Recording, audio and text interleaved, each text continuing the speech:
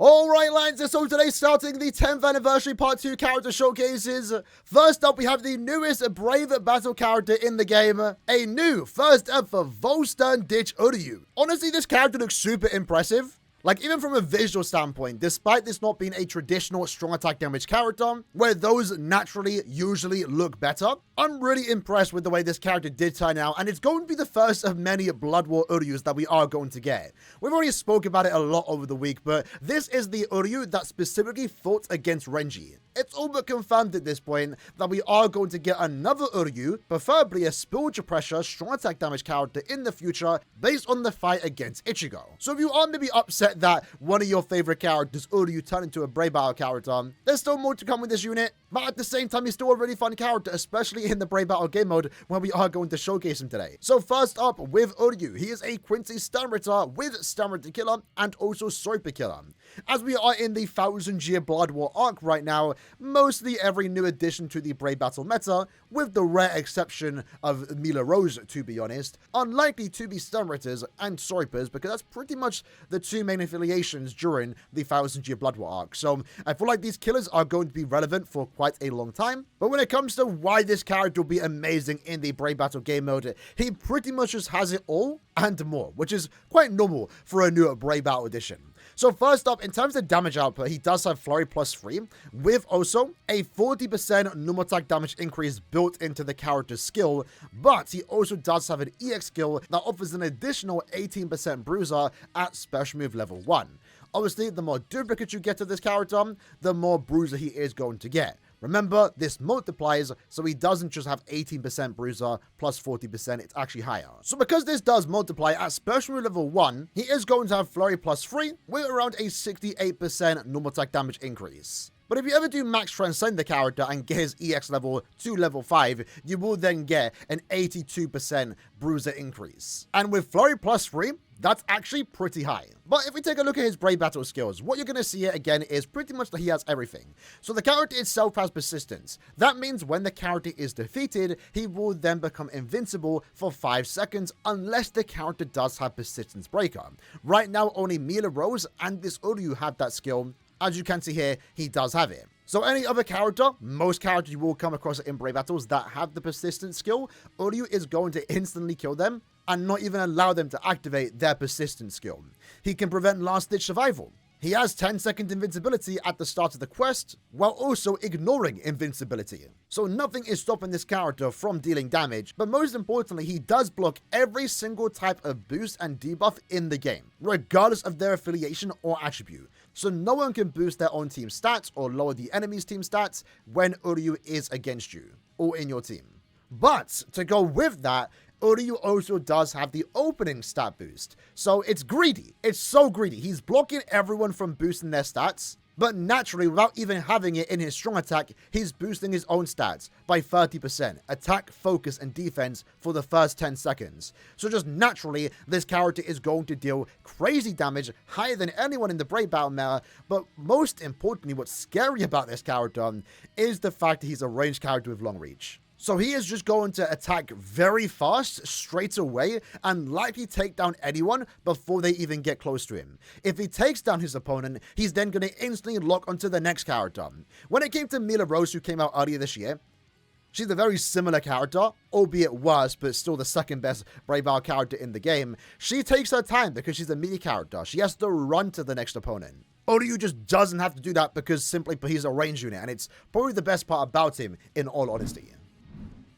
So when it comes to the team that I'm using today, by far the best team that you probably can use is Uryu, Mila Rose, and also Askin. If their team, for example, does not feature a Uryu on their team, your team naturally then gets the stat advantage because you're asking to boost your team stats, while Uryu is blocking their team from using boosts or debuffs. But because we are likely to come against Uryus a lot, I thought I would just throw in my Orihime because she is max transcended versus my Askin only being 1 out of 5. Realistically, this third character slot is the flexible slot. It's the least impactful slot too, because Uryu and also Mila Rose are going to have more importance. And for the most part, when it comes to mirror matches, if anything, the big important factor is going to be what Uryu kills first. I mean, maybe Mila Rose can clutch up, but it really is just all Uryu. So when it comes to how you build Uryu, personally, I'm building him like this: a 5-star plus golden purples, a 5-star golden chappy, and also a normal chappy. And giving as much DR as possible. All 3 soul traits are 20% damage taken. And all 3 soul traits also have investment when it comes to their transcendence level. Uryu has level 13 attack, and personally I gave him low stamina and also dodge. And you definitely can go with dodge and attack, that's perfectly fine.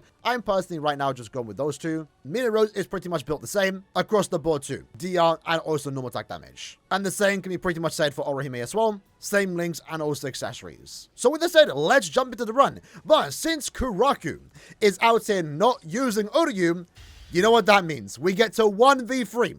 This is not the first time that we've done this in Brave Souls. It has been a pattern when Yamamoto released, when Yugen released. There's been a lot of times where, funny enough, with the way these characters are designed, you can just solo teams in a 1v3 situation. So let's find out if we can do it. Maybe we can't. Maybe they're worked on. So we take down the first character, take down the second, and then Orihime goes down 1v3.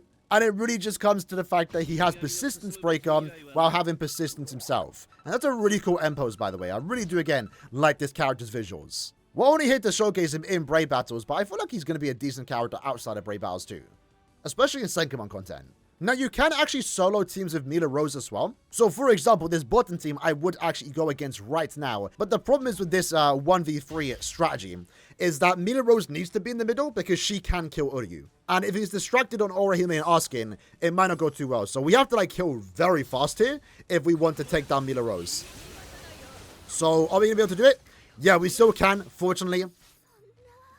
But if all 3 characters here were well dupe invested and also worked on more, then a 1v3 against Mila Rose wouldn't usually work unless Mila Rose is in the middle, so she's the first one to go down. Because if the other 2 characters distract Uryu too much, then Mila Rose is going to get close and take him out thanks to her Persistence Breaker skill. But you pretty much know the Brave Hour character is broken if he is soloing teams, which is ridiculous, right?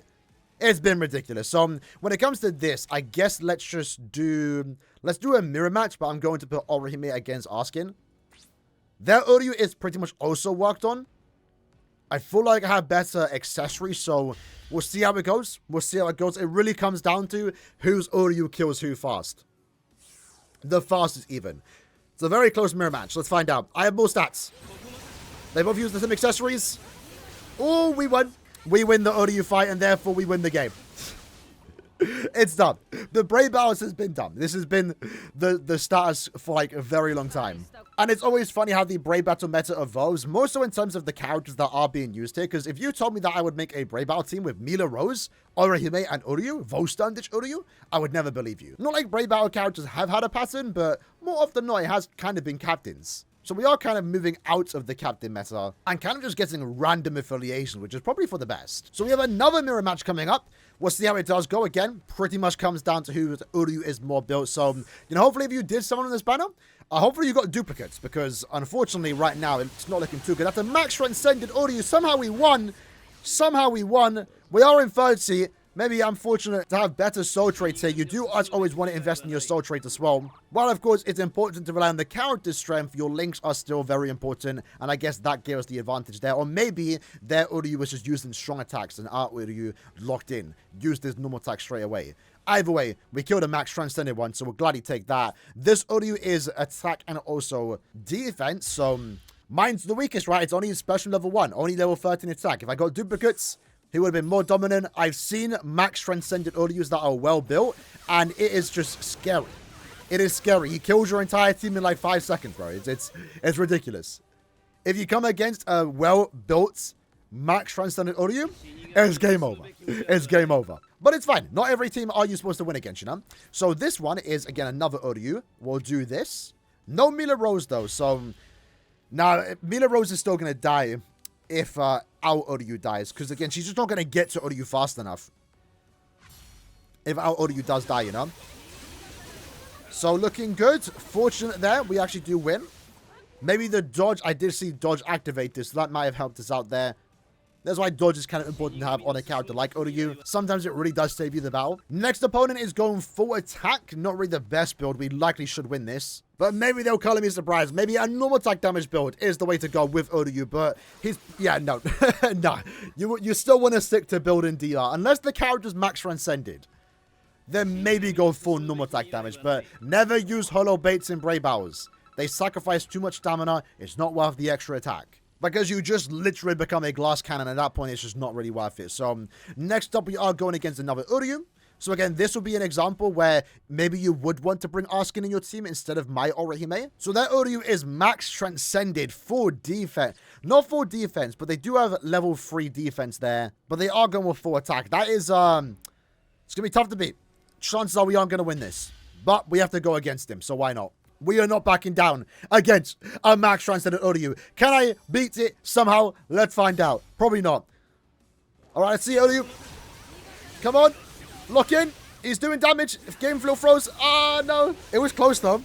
It was close, though. And again, unfortunately, Mila Rose does get knocked out. So it's kind of like, even though Mila Rose is the second best Brave Battle character, she doesn't provide much, to be fair. Because, you know, if my Uryu dies, then Mila Rose isn't going to be able to attack their Uryu. I mean, the way Uryu is built is very selfish. Like, he's blocking everyone's stats. He's not allowed him to boost or debuff, and then also boosting himself. So he's a very solo character, which in a way kind of works for the character arc he was going through, you know, joining the Stern Ritter.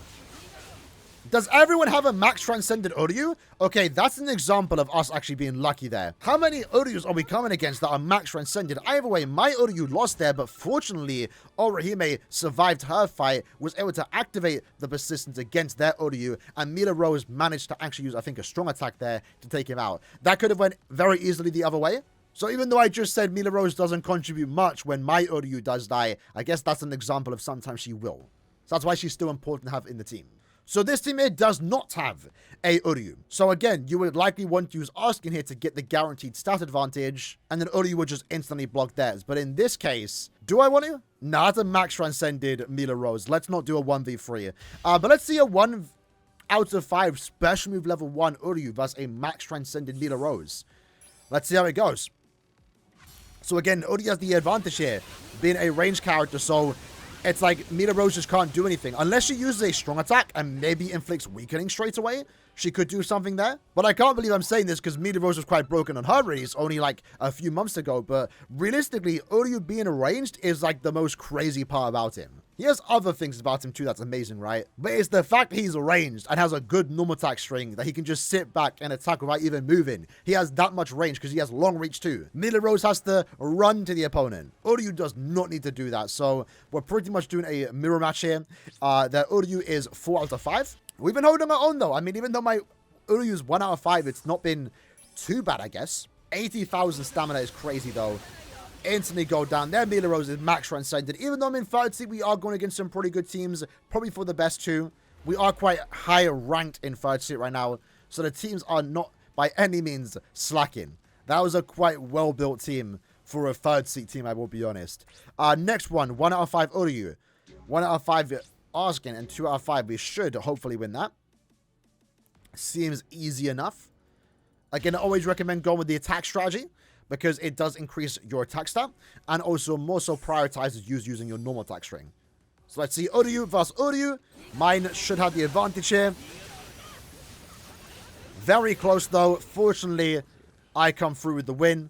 For our next battle, it's a full max transcended team versus a 1-5 Uryu. There's no way this is going to work.